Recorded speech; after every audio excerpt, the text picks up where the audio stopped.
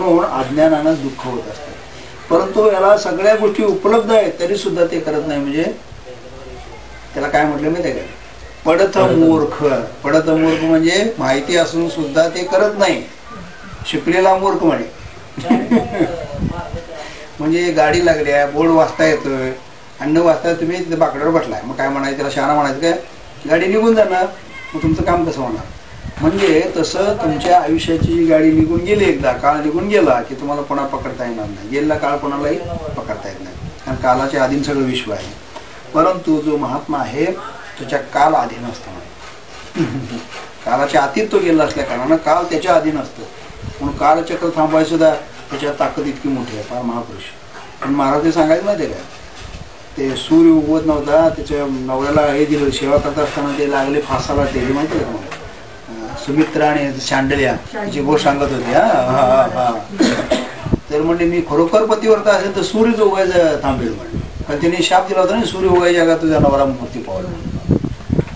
आणि सगळं बुडाच्या पडला, सूर्य उगाय थांबला. ते पातीवरती एवढं तिचं होतं. सगळ्या देवाना बुडाच्या पडला. मग देवाने त्यात मध्यस्थी केली. तुझा देव म्हणजे नवरा जो आहे नाही, तो काही काल तो म्हणजे मृत्यू झाला तर त्याला आम्ही संजीवन देऊन पुन्हा त्याला जीवन देऊ. आणि तेवढं काळ का होणार तू तेवढं हे म्हणले काय कर, म्हणजे सौभाग्य तुझं हरण होणार, वैधव्य येणार तुला. मोती म्हणली मी तेवढं तर वैधव्य का घेऊ म्हणले, माझी काय चूक आहे याच्यामध्ये? मी नवऱ्याची सेवा करत असताना वादळामध्ये जाऊन हे फासाला टांगलं होतं त्या साधूला, राजाने काय तर चूक झाली म्हणून, आणि त्याला धक्का लागला वादळामध्ये. माझं काही मुद्दा म्हणून मी काही ते गुन्हा केलेला नाही आहे. आणि मग तसं झाल्यामुळे ते शाप दिलेला, ते शाप खरं ठरायला पाहिजे म्हणून त्याला काय तर मध्यस्थी करून म्हणते, तुझं जे वैधव्य आहे ते 3 लोकांना मी वाटून देतो म्हणले. खरं तू एवढं सहन कर, नाही तर सूर्य उभा राहिला तर सगळं जगातलं संचलन थांबलं नाही, सगळ्यात हे थांबलं. जरा पुढे सरकलं. मग ते बघा, स्त्रियांना पाळी झाली की 3 दिवस कुंकू लावत नाही. पूर्वी लावत नव्हते, 3 दिवस कुंकू लावायचं नाही. म्हणजे ते वैधव्य 3 दिवस वाटून घेतलाय स्त्रियांनी. मग एका पतिवर्तीची एवढी ताकद आहे, म्हणजे कालाच्या अधीन ती करू शकते. पतिवर्ती जी स्त्री आहे म्हणजे जो श्रद्धावान निष्ठावान व्यक्ती आहे, त्या व्यक्तीला हे बल प्राप्त होतं, सामर्थ्य येतं. म्हणजे सत्वशील मनुष्याच्या ठिकाणी सामर्थ्य असते, लक्षात ठेवा. आणि ते सामर्थ्य कार्य करू शकते या सृष्टीवर सुद्धा, सृष्टीच्या कालचक्रावर सुद्धा कार्य करू शकते. पण तेवढी तपस्या असेल. मतिदार तसा आहे, सत्यप्रियता असेल आणि त्या सत्यप्रियतेप्रमाणे जीवन तो वागत असेल तर त्याला ही मूर्खपणा ते येणार नाही. म्हणजे त्याला समोर द्यायचा. वदन्तु शास्त्राणि यजन्तु देवान कुर्वन्तु कर्माणि भजन्तु देवता आत्मैक्यबोधेन विनापि मुक्तिर्न सिद्ध्यादि ब्रह्मशतान्तरे अपि. लोक अनेक शास्त्रे बोलत, अनेक देवतांची पूजा करोत, अनेक कर्मे आचरोत, अनेक देवतांना भजोत, परंतु आत्म्याच्या ऐक्याचा बोध झाल्यावाचून शेकडो ब्रह्मदेव होऊन गेले तथापि मुक्ती म्हणून प्राप्त व्हायची नाही. म्हणजे जोपर्यंत तुम्ही आत्मानुभूती करत नाही, सद्गुरू शरण गेल्यानंतर, सद्गुरूंना शरण गेल्यानंतर सद्गुरूंनी दिलेली साधना जी आहे ती साधना करून तुम्ही अनुभूतीच्या स्थळापर्यंत पण पोचत नाही, तो पण किती शास्त्र वाचला, किती देवतांची पूजा केला, किती शुद्ध कर्म केला, तर तुम्हाला मोक्ष नावाची गोष्ट कधी मिळणार नाही. याचा अर्थ याचा निषेध केला असं नाही, पण जर नुसतं तेच करत बसला तर तुम्हाला मुक्ती मिळायची नाही. मुक्ती मिळायची असेल तर तुम्ही शुद्ध कर्म करा. शुद्ध कर्माच्या नंतर अंतःकरण शुद्धी होईल, अंतःकरण शुद्धीनंतर ज्ञानोदय होईल, आणि ज्ञानोदयानंतर तुम्हाला मुक्ती मोक्ष आनंद. मुक्तीचे सुद्धा प्रकार किती सांगितले? किती आहेत मुक्ती? 4 आहेत. काय सांगितले नाव 4 मुक्तींचं? लोकता, समीपता, स्वरूपता, सायुज्यता. या 4ही मुक्ती तुम्हाला उपलब्ध होऊ शकते. अमृतत्वस्य न शास्ति वित्तेन एत एव हि श्रुतिः द्रविती कर्मणो मुक्तिरहेतुत्वं स्फुटं यतः. द्रव्याच्या योगाने मोक्ष प्राप्त होण्याची आशा नाही. पैशामुळे जर मोक्ष मिळाला असेल तर श्रीमंत लोकांनी मोक्ष द्यायला लावून ठेवला असता नाही. मोक्ष नावाची गोष्ट पुरुषार्थ. आम्ही देवपूजा करायला एखादा भटजी लावू शकतो. व्यायाम करायला एक माणूस लावता येते काय? व्यायाम करायला एक, माझ्यासाठी व्यायाम करा डॉक्टर तुम्ही म्हटलं, असं करता येईल काय? तुमचं तुम्ही करायचं नाही. आरोग्य तुम्हाला परत व्हायचं आहे. समजा मला भूक लागली, तुम्ही जेव्हा मला पोट भरते, असं कधी होईल काय? आता स्त्रियांचं काही काळ होऊ शकते, मुलग्यांना जेवला तर, लहान मुलांना जेवलं तर आईला सुद्धा संतोष होतो. किती काळ? 7 तास हो. 7 तासानंतर तिला भूक लागणार नाही. निसर्ग नियम आहे. परंतु तहान, भूक, सुख आणि दुःख ह्याचा अनुमान करता येते, प्रत्यक्ष परिणाम ज्याचा त्यानं बघायचा आहे. तसं मुक्ती सुद्धा ज्याचा त्याने प्रयत्न केला तर त्याला प्राप्त होऊ शकते. गुरु सुद्धा तुम्हाला मार्गदर्शन करतात, तुम्हाला कृपा करतात, तुमच्या जीवनामध्ये बाबा अंतरंग साधना चांगल्या पद्धतीची घडवायचं मार्गदर्शन करतात. पण साधना करायची ते तुम्ही करायची. डॉक्टर तुम्हाला लिहून देतो कागदावर, हो या गोळ्या घ्या, सकाळी घ्या, संध्याकाळी दुपारी घ्या, कशावर घ्या.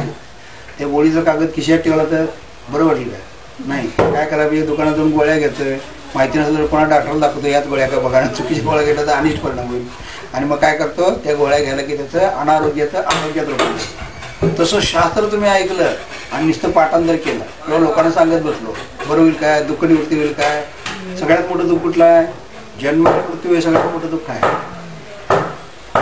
बाकीची दुःख निवृत्ती होता येईल. समजा आता एक पायात गुडघ्यात दुखाल, एखादी गोळी खाल्ला तास 2 तासांनी थांबते, ते दुःख काही काळ थांबलो.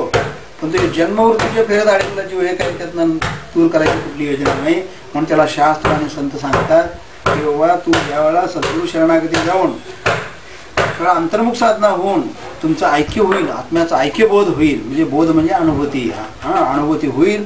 त्याच्यावरून शेकडो ब्रह्मदेव झालं. कारण ब्रह्मदेवाचं आयुष्य किती सांगितले तुम्हाला, प्रत्येकाचं 100 वर्ष सांगितले हो. किंवा त्याचं 100 वर्ष म्हणजे फार मोठं आहे. म्हणजे आमची 100 वर्ष म्हणजे ते असं युगाचं त्यांनी केले आहे, त्याचा 1 दिवस म्हणे.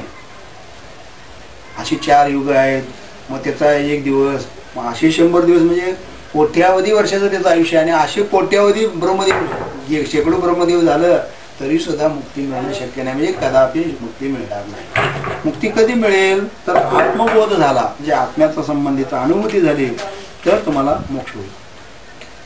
अमृतत्वस्य नाशास्ति वित्तेन एतैव हि श्रुतिः ब्रवीति कर्मणो मुक्तेर हेतु तत्त्वं स्फुटं यतः. द्रव्याच्या योगाने मोक्ष प्राप्त होण्याची आशा नाही अशी श्रुती आहे. तद्वत कर्माच्या योगाने मुक्ती मिळण्याची आशा नाही अशी स्पष्ट श्रुती सांगत आहे.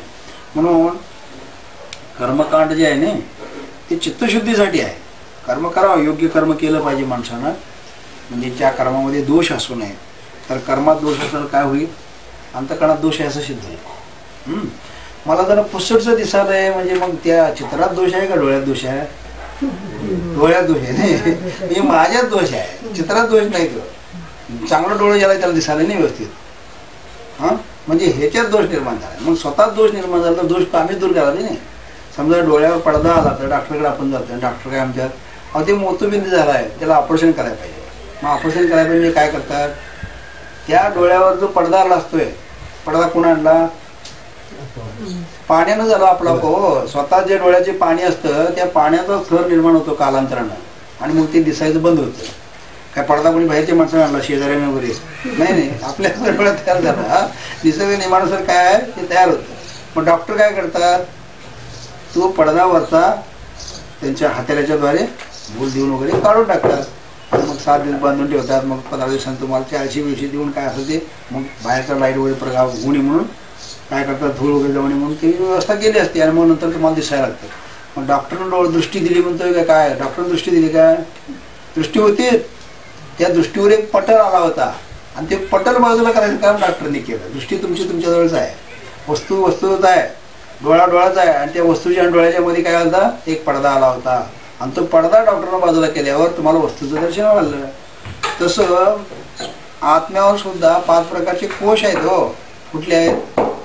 अन्नमय, प्राणमय, मनोमय, विज्ञानमय आणि आनंदमय. 5 कोश आहेत. आणि ते कोश आल्यामुळं त्याच्या अज्ञानामुळे भ्रांती झाली आणि भ्रांतीमुळे सगळं काय झालं, जे आहे त्याच्यामुळे विपरीत त्याला भासायला लागलं. ते ज्ञान नसल्यामुळे विपरीत व्हायचं आणि विपरीत ज्ञानामुळं माणसाला भय निर्माण होतो. म्हणून आवरण दोषाची निवृत्ती व्हायला पाहिजे. तर इथे केवळ द्रव्यानं आणि कर्मानं मुक्ती होऊ शकत नाही, केवळ ज्ञानानं मुक्ती होऊ शकते. ते पुढे सांगतील. ज्ञान म्हणजे काय, स्वतःला स्वतः यथार्थपणे जाणणे. आता ज्ञान म्हणजे असं सहजच होत नाही. ज्ञान व्हायसाठी पहिल्यांदा काय करायला पाहिजे, सतसंगती करायला पाहिजे. सतसंगती म्हणजे चांगल्या विचाराची संगती असली पाहिजे. सत म्हणजे जे कधीही बदलत नाही त्याला सत म्हणायचं. म्हणजे भूतकाळात, वर्तमानात आणि भविष्यात कधीही बदलत नाही त्याला सत म्हणायचं. आता हे शरीर सत आहे काय, 10 वर्षापूर्वीचा माझा फोटो बघितला आणि आता बघितलं तर ते जमत नाही. कारण काळं केस होतं आता पांढरं आहे, टक्कल पडलं, चेहऱ्यावर सुरकुत्या पडल्या, म्हणजे हे जे शरीर आहे सत असतं तर आहे तसं राहायला पाहिजे, राहत नाही, म्हणजे बदल व्हायला त्याच्यामध्ये, म्हणजे हे सत नाही. परंतु ह्या शरीराला आधारभूत चैतन्य आहे ते मात्र मी 1 वर्षात होतो तेव्हा तेच आहे आणि आताही तेच आहे. आणि हे शरीर सोडलं एका वेळेस भविष्यामध्ये तरी सुद्धा ते सत नित्य आहे. मग काय म्हणतोय आपण, चैतन्य निघून गेलं म्हणजे चैतन्य निघून गेलं ही सुद्धा संज्ञा कशी आहे, सकृत दर्शनी बरोबर आहे. पण तो वास्तवता काय आहे, ते शरीराला स्पर्शही केलेलं नाही, शरीराला बंद